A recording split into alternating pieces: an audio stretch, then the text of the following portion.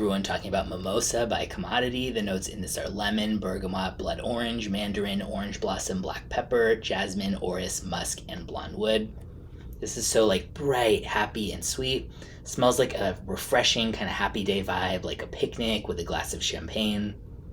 The jasmine here is super clean and airy and not, dense, thick, indolic, cloying whatsoever like it sometimes can be. Similarly, the powderiness is done in a very smooth way here and very well balanced by the fresher side. There's like a slight kick of spice that comes out more by the dry down, and that adds this additional nuance, which just kind of like makes it a little more interesting too. Yeah, overall I definitely enjoy it. I would say it's unisex leaning feminine. It does have low to moderate longevity and projection, so if that's a deal breaker for you, this isn't going to be a good fit, but I think it's really nice for just like, refreshing, happy, bright, dumb reach, so to speak, that would be kind of, good to wear for a variety of occasions. It's discontinued, but there are still some places where you can get it. I will link in the description where you can get a sample from the archive kit.